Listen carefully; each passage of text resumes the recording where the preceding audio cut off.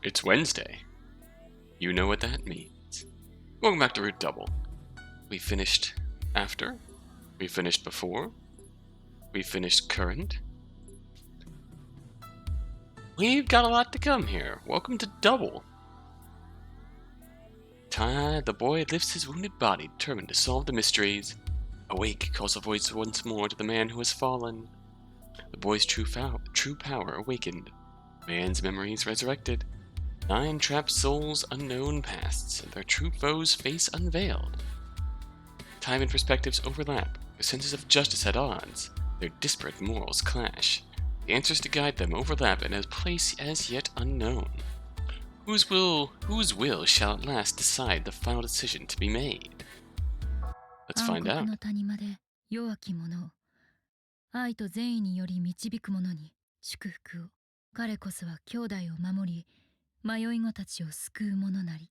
旧約聖書エゼキエル書25章17節。It all happened inside this facility.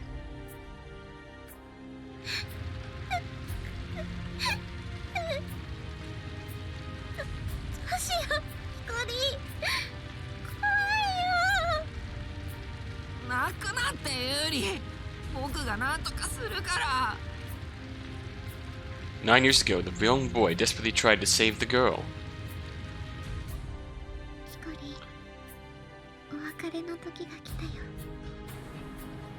And then the time came for the boy to part with the girl's phantom.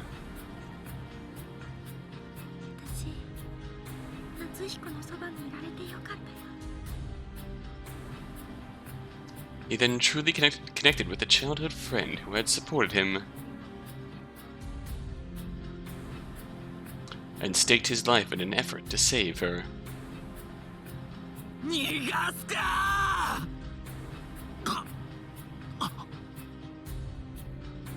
mustered the last of his strength to defeat a man full of malice.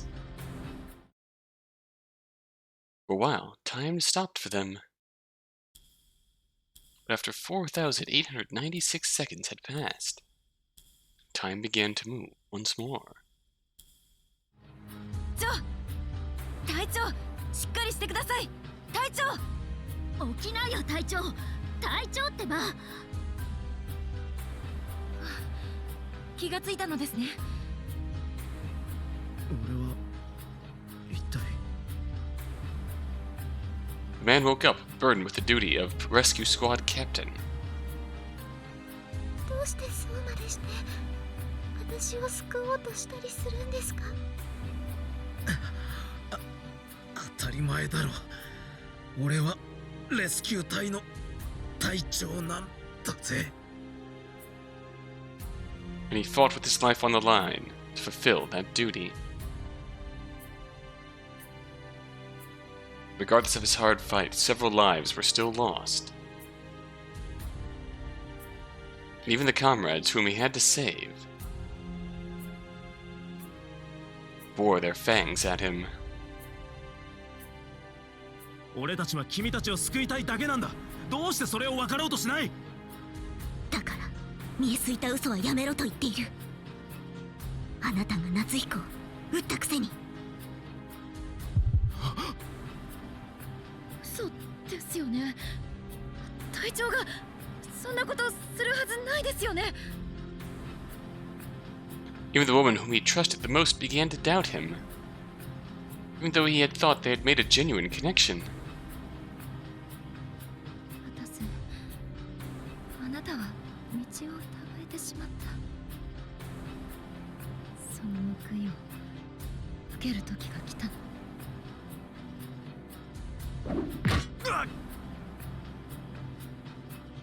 It all happened inside this facility. From 2 different viewpoints, the boy and the man observed this story, these events, and the world, carving them all into their memories. At the end of their arduous journey, these 2 spirits and bodies confronted one another in the same place.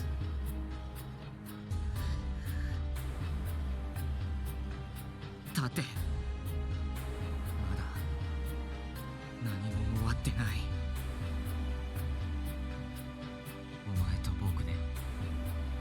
みんなをこの悪夢から救うんだ。 Awake, a voice then called to him. Perhaps he was the voice who called out. Deep within the whitewashed tomb, their times overlapped, and once again began to move. Oh, double chapter 1. We have the original lockdown timer. You and I will save everyone from this nightmare. Natsuhiko's perspective. By the time Natsuhiko said that, Watase had already lost consciousness. おい待て、寝てる場合じゃないぞ。起きてくれ。 No matter how many times he tried to rouse him from his slumber, Watase did not awaken. On the contrary, oops, he began to froth from the mouth and convulse. Oh, that's bad. おい、どうした？ Oh no, no response. There was clearly something wrong with him. What's going on? It's because Miss Tachibana struck him. As that thought crossed Natsuhiko's mind, he began to hear the whirring of the gigantic machine surrounding him. No, is this machine to blame? Natsuhiko slipped the Procyon out of Watase's pocket. When he switched it on, the rating spiked to 13,492 millisivil. That's huge! That's a lot of numbers! According to the WX particle amplifier manual, values over 8,000 millisivil can cause symptoms, including unconsciousness. It's about time for Watase's AD to wear off. This machine's dispersing harmful particles, then could his unconsciousness and convulsions be due to that? But if that were the case, then why was Natsuhiko okay? He didn't particularly feel a headache. His gunshot wounds hurt, but he managed to keep standing. Natsuhiko's condition had improved thanks to Watase and Kazami's treatment. It's far from a complete recovery. It's not like I have to keep myself wormed into someone else's mind to stay alive anymore. On the other hand, Watase looks like he's in danger here. Gotta get him out of Area N. Right when he thought that, he caught sight of a certain something in the corner of his eye. Security card split in two. It was the level N card that Natsuhiko had at one point that Watase had snapped. Can it still be used? When he picked up both halves, he noticed that the part that was swiped through the slot reader was apparently still intact. Well, that's a shock. He put the card fragment into his pocket, wedged his blood transfusion kit under his arm, and grabbed Watase's hand. He thus started dragging Watase across the floor. Can't go towards Area 2. Miss Tachibana's on the other side. Areas 1 and 3 are dangerous too. Could very well run into Mr. Ukita or Jun. And areas 4 and 5 are contaminated in their inner rings, so that narrows our options down to just Area 6. With that thought in mind, Natsuhiko desperately dragged Watase. Damn, he's heavy. Just how many kilos does he weigh? Judging by his physique, he must have been nearly 90 kilograms. The more strength he used, the more his entire body hurt. Gunshot wounded his arm opened up and seeped with blood. Oops. Natsuhiko was now trying to save the one who inflicted that very wound upon him. He dragged him further and brought him into the connecting passageway. Once he finally reached Area 6...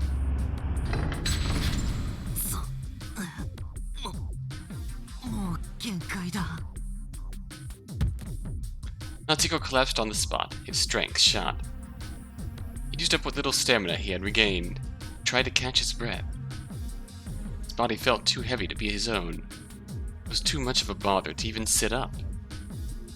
But it should be fairly safe now that we've gotten this far away, right? Check the Procyon. The reading had dropped to 3,911 millisivil.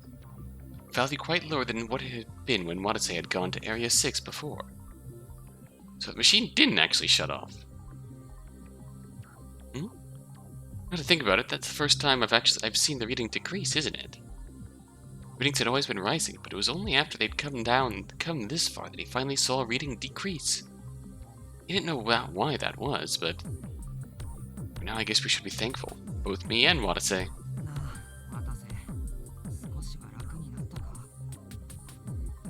Right after he called out to Watase, Natsuhiko suddenly noticed something. Wait, I called him casually by his first name like that. He'd definitely think it was strange. Natsuhiko adjusted his tone and addressed him more formally. 隊長さん、起きてください。聞こえますか？隊長さん。隊長さん。Natsuhiko kept calling out to him. And eventually Watase weakly began to move. さん、起きてください。聞こえますか？隊長さん。隊長さん。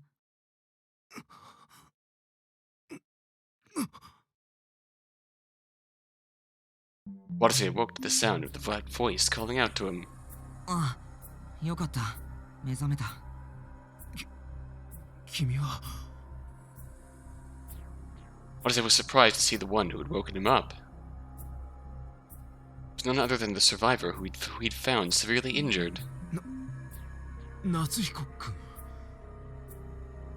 He'd been awoken by the same person he'd been trying to save. He then realized that he was not in the same place that he'd fainted in. ここは第6エリアの内周島です。君がここまで運んできてくれたのか。ええ。N エリアにいるとあなたの体に悪そうでしたので。そうか。ありがとう。 His head still throbbed as always, but it wasn't anything he couldn't shake off. Watase forced a smile on his face. 重かっただろ、俺。その体でよく運べたね。はあ、なんとか。しかし傷でも開いたら。 Just then Watase noticed something that made his blood run cold. Blood dripping to the floor from Natsuhiko's arm. 傷開いているじゃないか。手当てしよう。いや、この程度は。ダメだ。君は重傷者なんだぞ。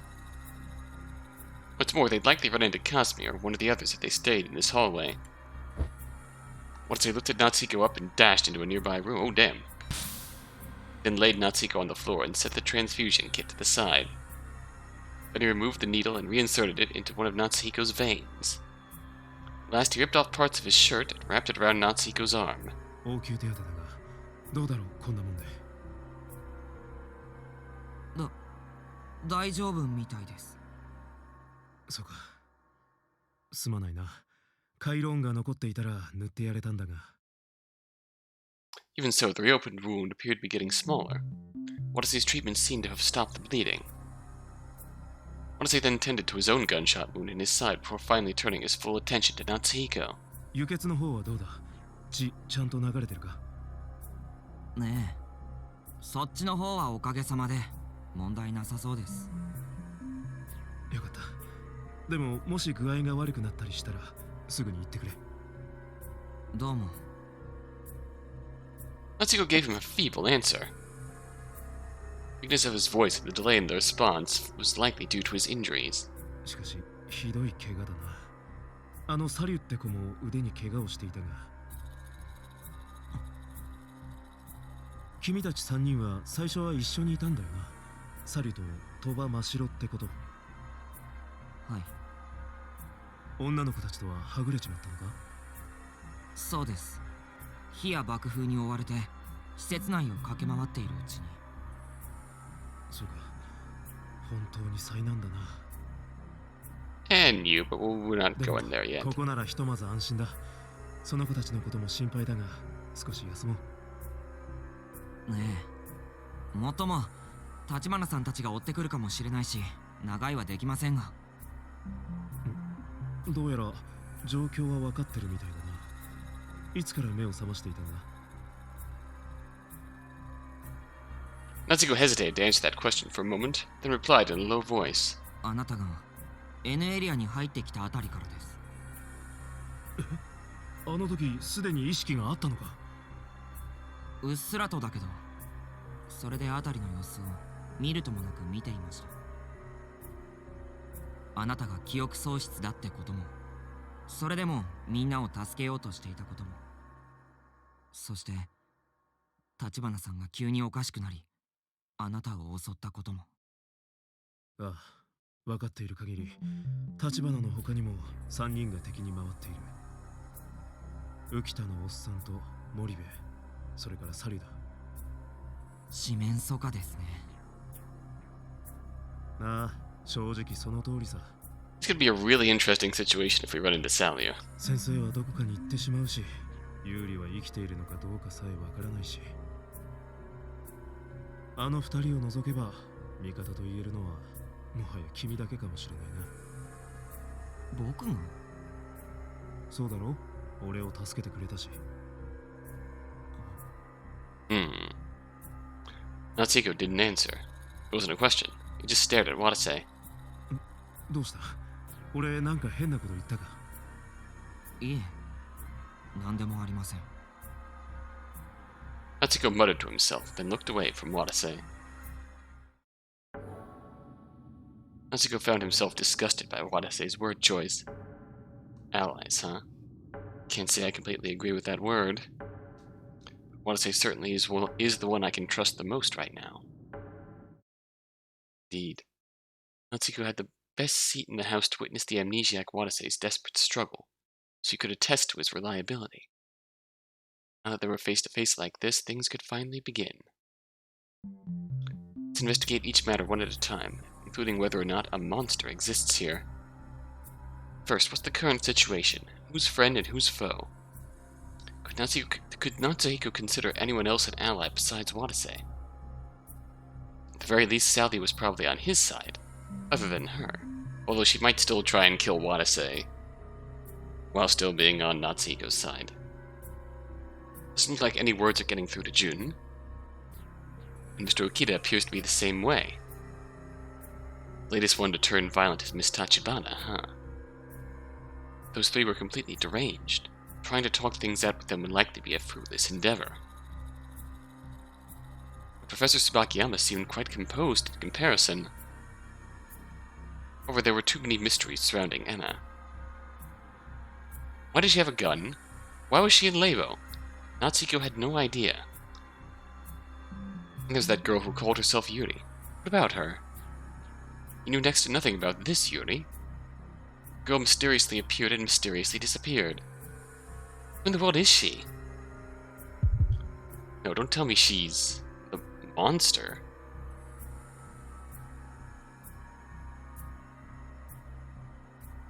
Is that even possible? The moment that thought crossed his mind, or else she's some familiar of the monster, he suddenly heard something in his head. Familiar voice. Natsuhiko gasped as the echoing voice continued inside his brain.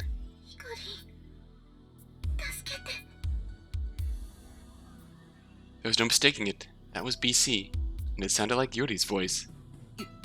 Yuri?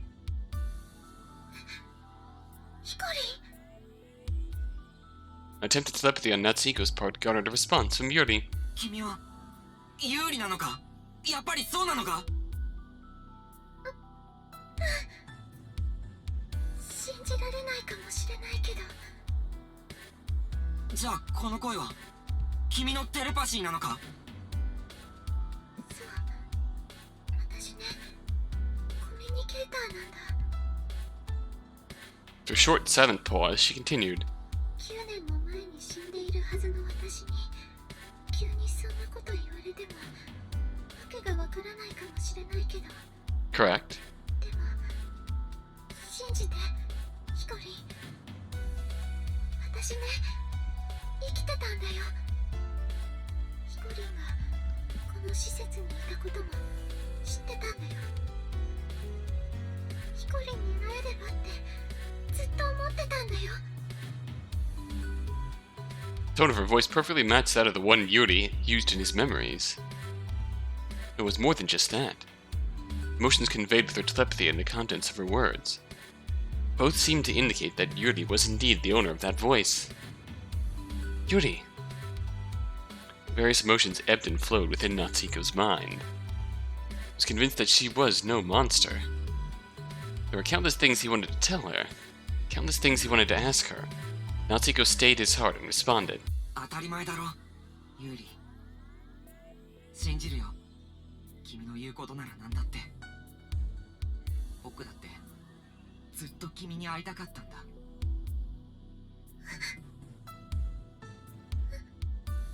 りがとう、ひこり。Telepathy conveyed to Natsuhiko how touched she felt. So he continued as a means to give her some peace of mind. ところでユーリ、君は無事なのか？怪我とかは特にないよ。よかった。じゃあ今どこにいるんだ？シェルターってとこにいる。シェルター？第5エリアに隠し部屋があるの。隠し部屋だって？ He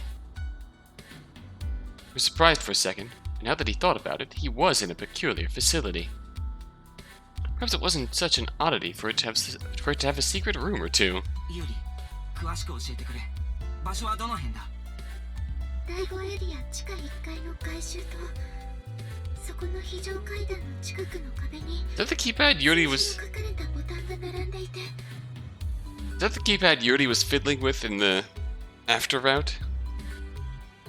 Gotta be the one, right? 107215って順番に押せば壁が開いて扉が現れるの。107215. そういうことか。 Now that you mentioned it, he did see something like that when he had been inside Watase's mind. おい、みんなちょっと待ってくれ。これ、なんだと思う？ Attached to the wall was a small panel that read emergency. Right below it was a keypad of sorts with 10 buttons labeled from 0 to 9. わかったよ、ユーリ。107215だな。今はそこに一人でいるのか？でもエンパシーを使ってみたらみんなの凶暴な思念が聞こえてきて怖いよ。わかった、ユーリ。今行くから待っててくれ。Telling her that, Natsuhiko got up. どうした？行かなきゃ。Natsuhiko withstood the pain in his entire body and started to rise to his feet. おい、待て。行くってどこへ行くつもりだ？君は重傷者なんだぞ。輸血もまだ途中だ。それに外は立花たちがうろついてるかもしれない。この部屋から出ては危険だ。Watase was right. Natsuhiko was indeed severely wounded. Could very well use up the rest of his strength trying to look for Yuri. Guess that leaves me with no choice. With thought in mind, Natsuhiko looked Watase squarely in the eye. だったら、隊長さん、僕をユーリのところまで連れて行ってくれませんか？君はユーリとも知り合いなのか？ええ、大切な友達です。そうか。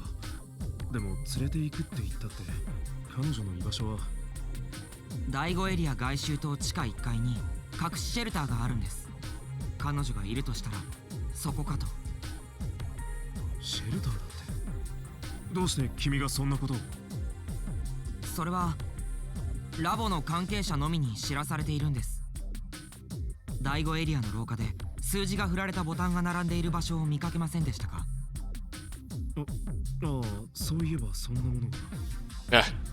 Eyes closed is a lot less menacing than his normal pose, あれはシェルターの入り口だったんです。 than his normal expression with that pose. 僕もユーリもラボの職員の子ですから、親からそのことを聞かされていたんですよ。Technically the truth. Yuri had told Watase that she was a relative of a Labo staff member. Technically, yeah. So Natsuhiko thought that Watase would buy that half-truth, but... ちょっと待て。なんかいろいろ変だぞ。だいたいなんで君がユーリがラボにいたことを知っているんだ？君を見つけ出す前にユーリはいなくなっちまったんだぞ。N エリアで倒れる前にどこかで会ったのか？信じてください。今はそれしか言えません。いや、しかし疑う気持ちはわかります。だけど確かに言えることは、僕もあなたもユーリを助けたいという気持ちは同じだってことです。どうかお願いします。Natsuhiko bowed his head down and pleaded to Watase. Watase hesitated for a while. He eventually nodded meekly. わかった。君を信じるとしよう。 That affirmation, Watase carried Natsuhiko on his back. As he held the blood transfusion kit underneath his arm, they left the room. シェルターとやらがある塔はちょっと行きづらい場所だ。階段があちこち崩れているからな。第一エリアから迂回していこう。少し遠回りになるがいいかい？ええ、お願いします。よし、しっかり捕まってろよ。Watase walked on with Natsuhiko on his back. As Watase carried him, Natsuhiko sent telepathy to Yuri. 聞こえるか？ Answer soon came back. ヒコリン、聞こえるよ。今、渡瀬と一緒にそっちに向かってる。隊長さんもいるの？心配するな。渡瀬は今は味方だ。Natsuhiko could feel Yuri's surprise and bewilderment. So she really was being extremely cautious about Watase then. 渡瀬がどういう人間なのかは僕にもよくわからない。おそらく本来は悪意に満ちた人間なんだと思う。だけど今の渡瀬は記憶を失い、無害な存在になっている。そうなんだよね。私も隊長さんに何度も助けてもらったし。でもどうして隊長さんが記憶をなくしたの？ヒコリンには心当たりは？ Yeah, my bad. それこそ信じてもらえるかわからないけど、僕が奴の記憶を消したからだ。しかもそれからずっとあいつと感覚を同調させて奴の動向を見ていた。僕にはどうもそんな能力があるらしい。じゃあヒコリンは第3の能力を完全にマスターしちゃったの？ Yeah. Hearing that phrase took Natsuhiko by surprise. ユーリは第3の能力の存在も知っているのか？それでいろいろと納得できたよ。その可能性は考えてなかったけど、さすがはヒコリンだね。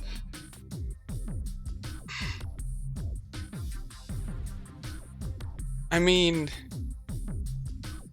if the answer to why is Yuri here comes down to just, I actually didn't die, and I've just been living in secret for 9 years, I'm gonna be a little mad. I kinda have faith that they'll explain it in a way that works. Maybe that makes me buy it, but I'll still be a little salty. Yuri spoke as if she were talking to herself. She seemed to know a lot more than Natsuhiko did. 詳しいことは会ってから話そう。もうすぐ着くから。分かった。待ってる。 And thus their communication ended. And Natsuhiko entrusted himself to Watase's back. Watase walked through the darkness of Area 5, struggling with his raging headache. Though he didn't let it show, he was suspicious about this whole situation. It was due to the boy he was carrying. He was still uncertain if what Natsuhiko Tenkawa had told him was the truth. Is Yuri really alive? Of course, if that were true, it'd definitely be a cause for celebration. How did Natsuhiko know that? Wasn't he unconscious in Area N the whole time? Could this boy be hiding something? Is it really okay to take him to where Yuri is? That thought hit Watase. He tried to shake it out of his head. Crap, I'm starting to jump at shadows again. That no one trusts me. That's exactly why I, at the very least, should trust others. Natsuhiko saved my life. To begin with, I'm a rescue worker. I came to this place to save people. I'm not here for the sake of doubting them. Watase scolded himself as he walked. It wasn't long before he saw the keypad built into the wall from before. これか。ええ。パスワード入力をお願いします。107215と入力すれば壁が開くはずです。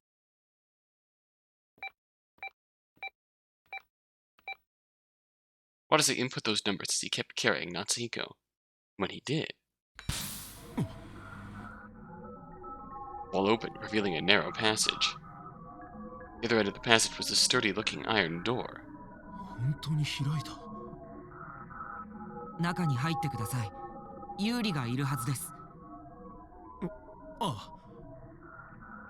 Watase walked up to the iron door, timidly opened it. Before it, behind it, was a room about 16 square meters in size. It was too dark to see anything clearly inside, but he could hear grunting coming from a corner of the room.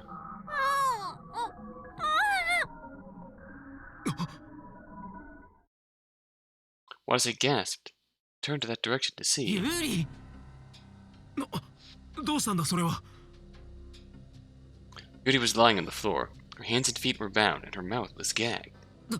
とにかくほどいてあげてください。ああ。 Watase lowered Natsuhiko to the floor, then rushed over to Yuri. He then untied her bonds. よし。これで大丈夫か、ユーリ。ありがとうございます。 When she said that, her eyes suddenly welled up with tears. どうした？どっか痛いのか？違うんです。 Yuri looked at Natsuhiko. He lifted his body up from the floor. ユーリ。A quivering voice, Yuri called out what seemed to be a nickname for Natsuhiko.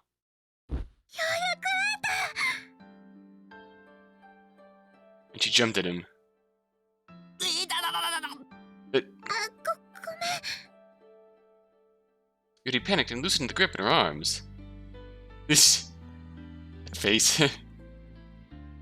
Natsuhiko's eyes welled up with tears of pain, but he smiled nonetheless. いや、いいよ。それより、無事でよかった。私は無事だけど、ヒコリーは大丈夫なの？かなり痛いけど、なんとかね。隊長さんと立花さんが手当てしてくれたんだ。そう、でも、よかった。Watase watched their reunion with a wry smile. Looks like he really is Yuri's friend. No, the two of them perhaps looked more like lovers than friends from the way they were acting.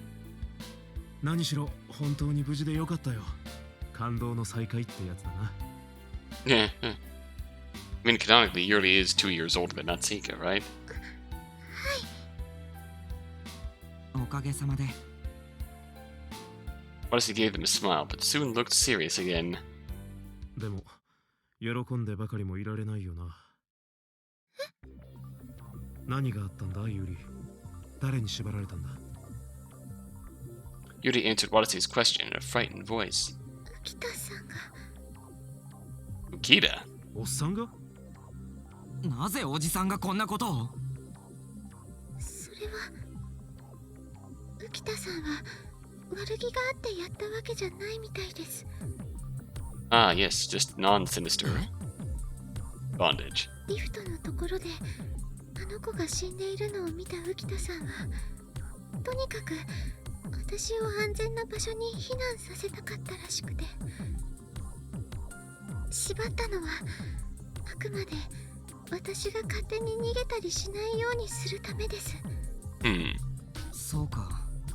でもなんかかなり無理やりだな。それにおっさんはこの隠し部屋の存在を知りながらみんなには隠してたってことか。どうも動きが怪しすぎるな。まさに暗躍してるって感じだ。一体何が目的で？ Watase then suddenly remembered the time Yuri went missing. Now that I think about it, the old man started really hounding on me right after Yuri disappeared. Even though he was the one who actually hid Yuri here. Does that mean the old man was trying to frame me? So Ukita really was Watase's enemy. Regardless, he'll pay for laying a hand on Yuri. We have to keep these kids safe, no matter the cost. Watase looked at Natsuhiko and Yuri, then reaffirmed his decision. At the same time, Natsuhiko made a new decision of his own. To see Yuri again, there are some things I need clarified first.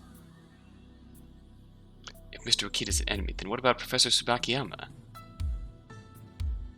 Several unnatural aspects to Enna's actions, especially how she wasn't opening her heart to them. Natsuhiko resolved himself and sent her telepathy. 聞こえますか？天川夏彦です。今、僕はまだラボの中にいます。先生はどこにいるんですか？ Followed up with an empathy. Immediately heard Enna's mental voice. 天川くん、今の天川くんのテレパシー。 Got through to Professor Tsubakiyama. Natsuhiko rejoiced in his mind as he made use of telepathy and empathy to try and hold a conversation with Enna. そうです。そして先生の心の声をエンパシーで読んでます。ちょっと待ってよ。聞いてないわよ。あなたがエンパシーを使えるなんて。まさか能力レベルを偽ってたの？いや、違うんです。ここ数日で急速に能力が開花して。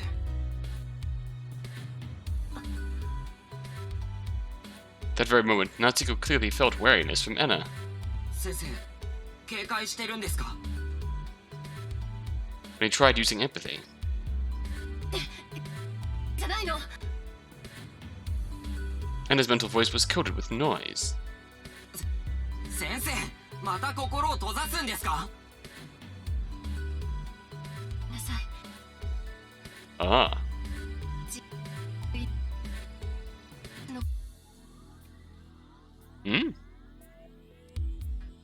待ってください、先生。先生。 Natsuhiko tried to speak to her, but he could no longer hear Enna's mental voice. Damn it. Professor Tsubakiyama really does have a wall around her heart. So nobody we can trust. Considering how her heart was closed, perhaps it would be too dangerous to blindly trust her. If I've got no choice, let's not count on Professor Tsubakiyama for now. Who else could we trust? Salio? Enna was suspect, Kazumi, Jun, and Ukita were completely out of the question. It's gotta be Salio then. Natsuhiko focused his mind and sent telepathy to Salio. サリー、聞こえるか？聞こえたら返事してくれ。 When he tried to use empathy. Huh? There was no response from Salio. She was either out of Natsuhiko's empathy range or... Don't tell me. She's been knocked out this whole time after falling from the staircase. He didn't think Kazumi would attack her, but he felt Salio would be in danger if she were still unconscious. Gotta get to Salio quick. When that thought crossed his mind, he suddenly heard a voice echo in his head. Mashiro? 夏彦。 It sounded like telepathy coming from Mashiro. She was supposed to have escaped. 真白、なんでお前のテレパシーが。お前、逃げられたんじゃなかったのか？あれ、返事が来た。幻聴かな。幻聴じゃない。僕本人だ。僕のテレパシーだ。しっかりしろ、真白。何があったんだ？ごめんね。頭がぼーっとして。私ね、実はまだラボから脱出できてないんだ。なんだって？搬出リフトで逃げられたんじゃなかったのか？リフトで地上フロアまでは上がれたんだけど、リフトを出てすぐのところに壁みたいのが降りてて出られなかったの。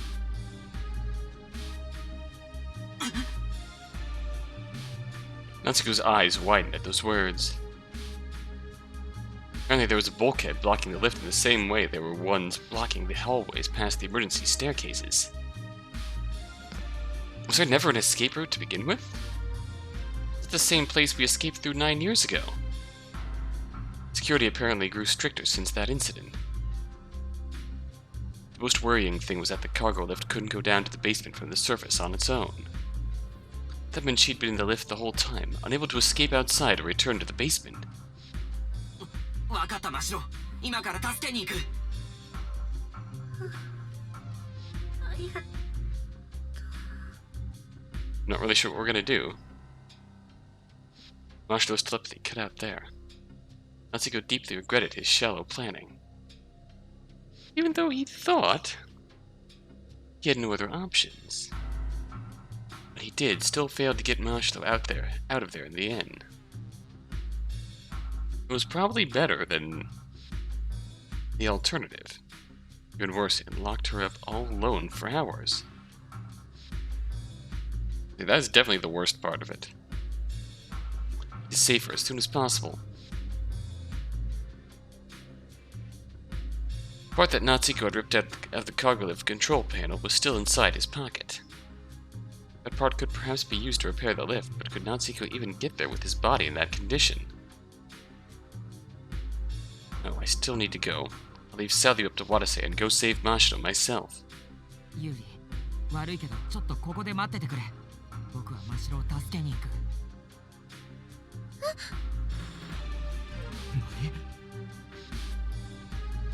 Not just Yuri, but Watase spoke up too. だから夏彦君、勝手にあちこち動いちゃダメだって言ってるだろう。傷が開いて死んじまうぞ。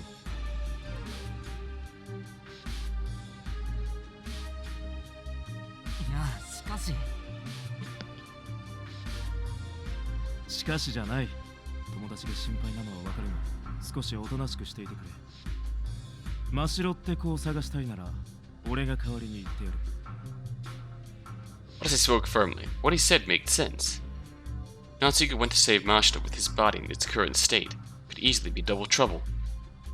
So in the end, he had no choice but to rely on Watase. Natsuhiko reluctantly asked him.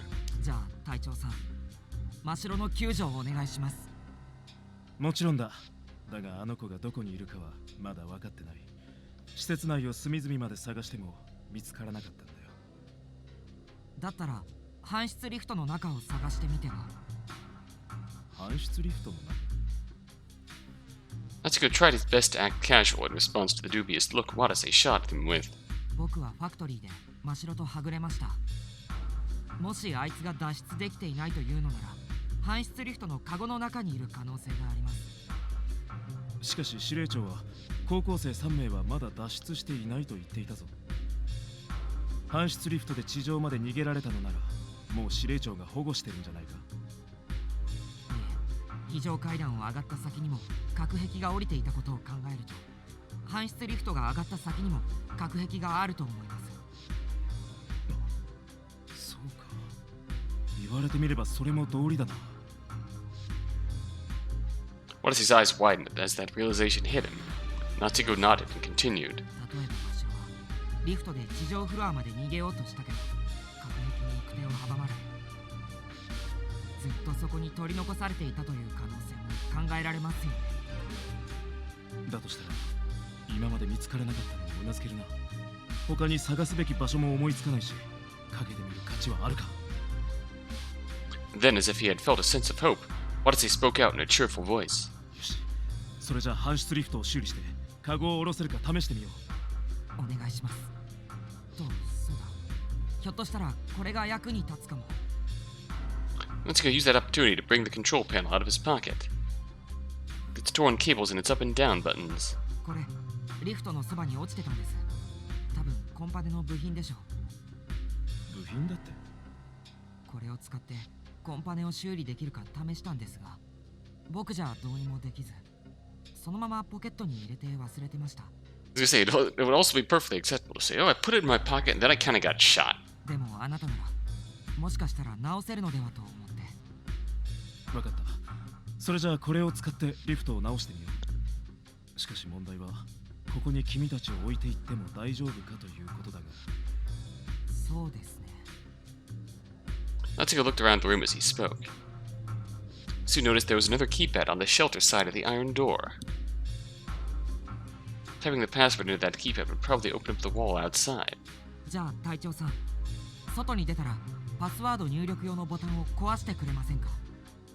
そうすれば僕らが中から扉を開けない限りこの部屋に入ることはできませんから。なるほど、それは良さそうだな。じゃあ俺が戻ってきたら合図するから中から扉を開けてくれ。わかりました。 Watase consented to Natsuhiko's plan and promptly exited the shelter. As Watase walked away, Yuri called out to him. 隊長さん、いろいろとありがとうございました。何、まだまだこれからさ。じゃあ待っててくれよ、二人とも。 With those parting words, Watase left the shelter. Natsuhiko heard Watase destroy the password keypad on the other side of the door. Then took a deep breath. After that, Yuri quietly spoke to him. ヒコリン、本当に隊長さん、味方だったんだね。ああ、これで真城のことも安心だ。 Natsuhiko looked Yuri in the face as he spoke. それにしてもユーリ、本当にユーリなんだな。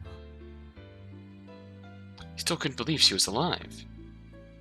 Now that Watase was gone, he felt he had to make sure again. She smiled and answered him.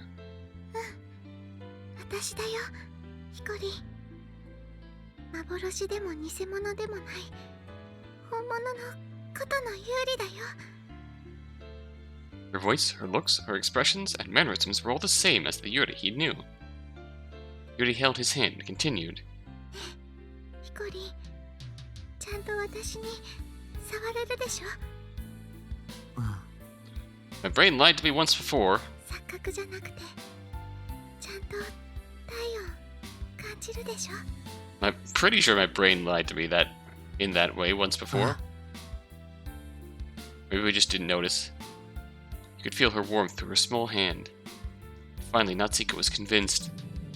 She's real. Yuri's alive. That thought in his mind, Natsuhiko felt his whole face break out into a smile. He couldn't stay happy for long. Natsuhiko vocalized the questions that he could by no means ignore. でもこう言ったらなんだけど、君はどうして生きているんだ？ Yuri's face froze as soon as that last word left Natsuhiko's lips. Memories he recalled just a few hours ago when he found those documents in his mother's office. They were so fresh in his mind and seemed to be the true reality. It wasn't just his memory. According to Mashiro's memory, Yuri had died 9 years ago as well. Natsuhiko couldn't think of a way to reconcile the contradictions. 君は9年前ここで死んだはずだろ。どういう？それは。 After a moment of severe hesitation, Yuri quietly answered. それはね、ラボがついた嘘なんだよ。 Well, okay. ラボは9年前、ことのユーリはラボで発生した火災により死亡したという事実を世間に発表したの。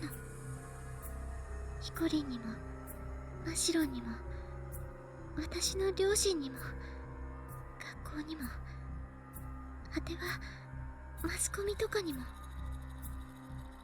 Gotta be a darn good reason for walking back all of that character development in Natsuhiko's route. 何のためにそんなことを？ Gotta be a darn good reason. この施設がね、そういう無数の嘘の上に成り立っているからだよ。何もかもが嘘で塗り固められた施設。それがラボなの。 Natsuhiko was puzzled by her words. 嘘で塗り固められたってどういう意味だ？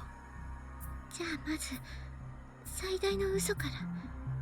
ヒコリンももう気づいているかもしれないけど、ここはそもそも原子力研究所じゃない BG の研究所なの。やっぱりそうなのか。 Natsuhiko had already guessed that. That affirmation only raised more questions. でもラボイコール原子力研究所ってのは町中の人がそう信じている事実だぞ。なんで？そう思われていた方が都合がいいからだよ。原子炉を扱っているからというのを理由にすれば、どんなに警備が厳重でも、異常なくらい情報管理を徹底していても、誰もおかしいと思わないでしょ。確かに僕も今までおかしいと思ったことはなかった。つまり全ては隠れ蓑なんだよ。このラボが裏でやっていることを隠すための。そういうことか。 Only be obvious for a nuclear power plant, power research facility to be secretive about its research. Using that false identity as a front would indeed be suitable for hiding something. However, でもだったらユーリ、ラボは何を隠しているんだ？ Natsuhiko posed that question out to Yuri. そうまでして隠したい秘密がこの施設にはあるんだよな。それは君が死んだことにされた理由にも関わってるんだろう。なあユーリ、教えてくれ。9年前に何が起きたんだ？あの火災の後、君はどうなったんだ？今日までどこでどういう風に過ごしてきたんだ？言えないようなことなのか？違うけど、一言ではとても伝えられないの。話せば本当に長くなるし、言葉じゃうまく伝えられる自信もないし。Yuri grasped Natsuhiko's hand and continued. 私の心の中に潜って、その目で確かめて。ヒコリンは人の記憶に潜れるようになったんでしょ。だったらその能力で私の記憶を見れば全てがわかるはず。でも9年分の記憶を見るって、それはそれで時間がかかるんじゃん。大丈夫。人の過去の記憶を見ているとき、現実の時間はほとんど進まないから。Now that you mentioned it, when he saw Mashito's memories, he looked through them fairly leisurely compared to how little time actually passed. In that case, it certainly would be faster to watch Yuri's memories firsthand rather than talk it out. Besides, Natsuhiko himself wanted to know the detailed truth as soon as possible. いいんだなユーリ、僕に心を覗かれても。いいよ、ヒコリンなら。きっと不愉快な思いもすると思うし、私のことが嫌いになるかもしれないけど、ヒコリンに知ってもらいたいの。私の見聞きしてきた全てを。Yuri softly shut her eyes. Her hands trembled slightly. Natsuhiko didn't get why she was so afraid. Didn't understand what she meant by "you might start hating me for it." But he steeled himself. He swore that no matter what he'd learned, he would not let it agitate him. 行くよユーリ。来て。Natsuhiko grasped her hand tightly and focused his mind. Just then, his sight was engulfed in darkness. It was the same phenomenon that happened when he dived into Mashito's mind. Countless visions floated in the darkness. These are Yuri's memories. These were the memories of various scenes she had experienced in the past. Natsuhiko gently peeked into the oldest memory. Oh, brought that back. The hell of it! Oh god! Oh god. 緊急事態につき、セキュリティを封鎖モードに移行。施設内の全ゲートを閉鎖、ロックするとともに、隔壁を。どうしよう、ヒコリー。泣くなってユーリ、僕が何とかするから。Natsuhiko found himself standing in the midst of the fire. Was this 9 years ago? It was the day Yuri and Natsuhiko had sneaked into Labo. Natsuhiko was watching the memory of when they were trapped in Area 5, but through Yuri's eyes. They fled into a nearby room as the fires drew close. The smoke and the heat had sapped Yuri's body of its energy. Natsuhiko looked at her with tears welling in his eyes. ごめんユーリ、僕がユーリを連れてきたせいで母さんを助けるな。かっこいいこと言っておいて。けどできなくて、それどころかユーリをこんな目に。ごめん、本当にごめん。 It wrenched Yuri's heart to hear those words. She gently wiped away his tears.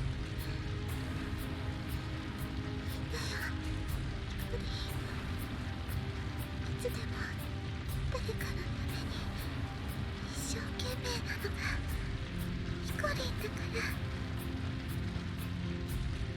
私はそんなヒコリンが最後まで一緒にいられて嬉しかったよ。ユーリ、 Natsuhiko embraced Yuri. She could no longer feel his touch, nor the numbness of her own body. As her consciousness faded, only one thing remained in Yuri's mind. Please, God, I don't care what happens to me. If you can save at least one of us, please save Hikorin. And as if in response to her prayer, Yuri heard a voice beside her ear. 誰か助けに来て。僕らは天川博士の部屋にいる。 No, it wasn't beside her ear. It sounded like it was echoing directly inside her head. Telepathy? Hikorin used telepathy. Even that thought of hers began to disappear. As her sight and hearing faded, Yuri heard another voice. 彦、夏彦。ゆりちゃんも。母さん、よかった。無事みたいね。 That was not the time for the glasses pose, Natsuhiko. 助けに来たわ。ゆりちゃんを連れてすぐに逃げましょう。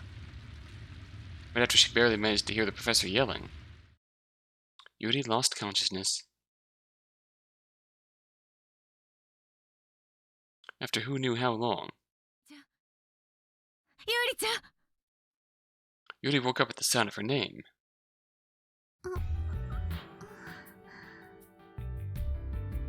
Yuri lives!